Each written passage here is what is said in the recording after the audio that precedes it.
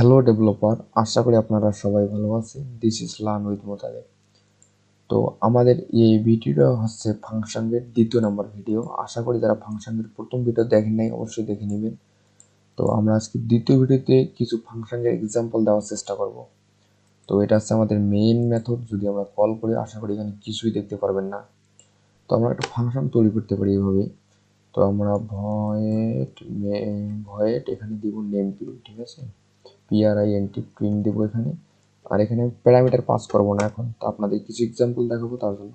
তো আমি প্রিন্ট করবো এখানে হ্যালো ফ্লাটার ডেভেলপার, ঠিক আছে।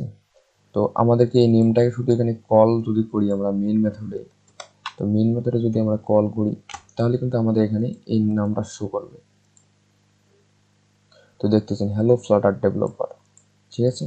আপনি চাইলে এটা এইভাবে রাখতে পারেন, যেভাবে রেখে ভার নেম ইকুয়াল, তো এখানে প্রিন্ট করে দিতে পারেন আপনি এখন প্রিন্ট ইকুয়াল নেম, ঠিক আছে। এইভাবে করতে পারেন আপনি, কোনো সমস্যা নেই। তো এইভাবে করলে আপনাদের একটা সমস্যা আছে, এখানে দেখতেছেন আপনারা এক্সিকিউটিভ টাইপ দ্য ভয়েড, যদি আপনারা রিটার্ন টাইপ তৈরি করেন তাহলে আপনাদের এরকম করতে হবে। তো আপনারা এটা ডিরেক্টলি এখানে কল করলে হয়ে যাবে, ঠিক আছে। তো আপনারা এখানে দেখেন যে মেথডের এইটা হচ্ছে আমাদের একটা ফাংশন, যে ফাংশনের ভিতরে আমাদের কোনো কিন্তু প্যারামিটার দিই নাই এবং কোনো রিটার্ন টাইপও দিই নাই আমরা। তো এটা এক সিস্টেমের ফাংশন লেখা যায়। তো আপনি আর একটা ফাংশন এভাবে লিখতে পারেন যে ইন্টিজার স্ট্রিং ইকুয়াল নেম, তো নেমটাকে এখানে দিতে পারেন। তো আমরা দিতে পারি এভাবে welcome to WELL welcome to এখানে $সাইন দিয়ে আমরা নেমটাকে শো করাইতে পারি। তো ওয়েলকামটা এখানে একটু WELL ওয়েলকাম টু দিলাম আমি। এখানে আমি নামটাকে প্রিন্ট করতে হলে অবশ্যই আমাদেরকে এখানে দিতে হবে যে আব্দুল মোতালেব, ঠিক আছে, এভাবে মোতালেব দিলাম। তো এখন যে প্রোগ্রামটা রান করি, তো এখানে একটা এরর দেখাচ্ছে কোথায়, টাইপ দ্য স্ট্রিং STRI। তো আমাদের দেখতেছেন এখানে স্ট্রিং বানানটা ভুল হয়েছে, STRING স্ট্রিং। তো এখন যদি প্রোগ্রামটা রান করি আশা করি আমরা ঠিকঠাক দেখতে পারবো ওয়েলকাম টু মোতালেব, আব্দুল মোতালেব। তো এটা হচ্ছে আমাদের একটা প্যারামিটার পাঠাইছি, কোনো রিটার্ন টাইপ কিন্তু আমরা এখানে নিয়েই নেই, ঠিক আছে। রিটার্ন টাইপ কিন্তু আমরা নিয়েই নেই। তো এর আগে আমরা দেখাইলাম কোন একটা প্রোগ্রাম সিম্পল, অর্থাৎ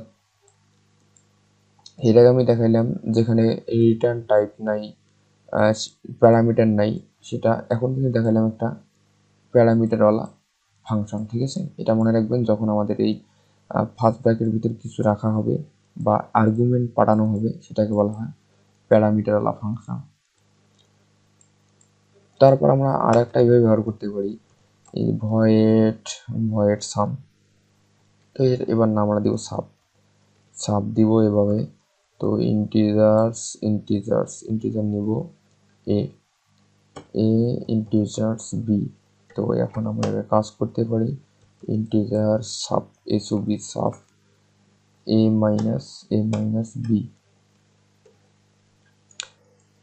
বি প্রিন্ট করতে পারি আমরা এভাবে, সাব। এখানে অবশ্যই সেমিকোলন দিতে হবে। তো আমরা যদি এই মেথডটাকে কল করি আমাদের এই ফাংশনকে, অর্থাৎ এসবি সাব, এখানে আমরা সংখ্যা দিতে পারবো 20, এখানে দেবো 20 - 10। এখন যদি সেমিকোলন দিয়ে প্রোগ্রামটাকে রান করি,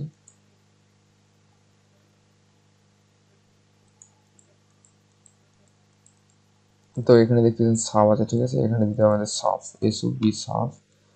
তো এখন যদি প্রোগ্রামটা রান করি তো দেখতেছেন এখানে 10, আমাদের 20 থেকে আমাদের 10 চলে গেলে 10। সাপের যেহেতু একটা প্রোগ্রাম করছি, এখন আমরা রিটার্ন টাইপ করবেন কিভাবে। তো আপনারা যেহেতু এখানে ইন্টিজার, তো আপনারা এখানে করবেন কি, এই যে এটাকে আমরা প্রিন্ট করে দেবো এভাবে রিটার্ন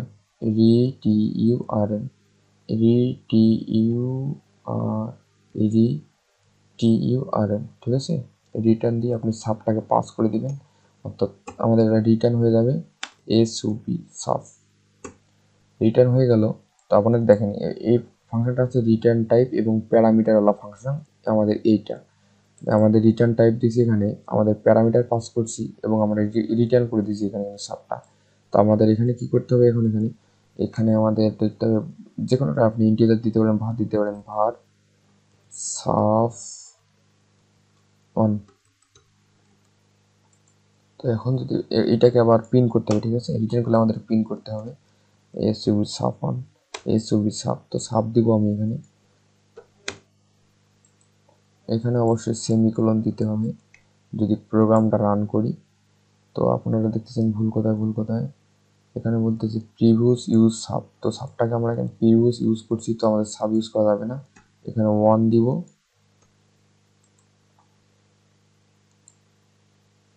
তো দেখতেছেন এখানে আমাদের 10 কিন্তু চলেছে, ঠিক আছে। আমাদের দেখেন এখানে রিটার্ন করছি, রিটার্ন করার পর আমরা যখন আমরা কোনো কিছু রিটার্ন করবো তার আগে আমরা একটা ভেরিয়েবলে রেখে দেবো, ভেরিয়েবলে রেখে দেওয়ার পর আমরা ভেরিয়েবলটাকে প্রিন্ট করাবো, তাহলে আমাদের রিটার্ন টাইপ হয়ে যাবে, ঠিক আছে। তো আপনারা চাইলে এগুলো চেঞ্জ করে দিতে পারেন, 30 থেকে 10 গেলে 20। তো আপনারা দেখছেন এখানে 20। তো আশা করি আপনারা এই ভিডিওর মাধ্যমে কিছু ফাংশন এর এক্সাম্পল বুঝতে পেরেছেন। এরপরে আমরা ফাংশনের টাইপ নিয়ে আলোচনা করব। সবাই ভালো থাকবেন, আল্লাহ হাফেজ।